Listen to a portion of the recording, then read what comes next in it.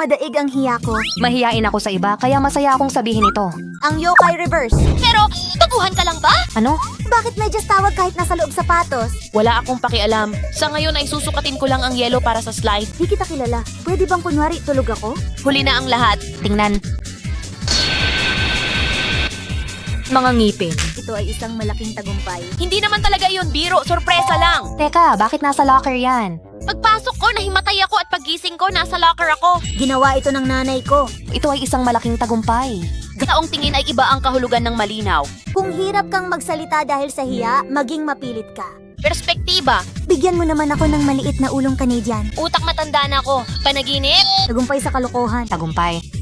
Ang tagal nyo ng pinagkakaguluhan ng mga sorpresa at kalokohan. May naaamoy akong krimen na nangyayari, kaya mamamatay na ako sa Edogawa. Halimbawa, sinasabi ito ng may pagod na intonasyon. Ganitong bagay. Kaso ng idolong nakadroga at nakakulong sa locker. Nalutas ito sa pag-amin ng salarin. Ito ay isang hamon na nga. Nagpapanggap lang ako.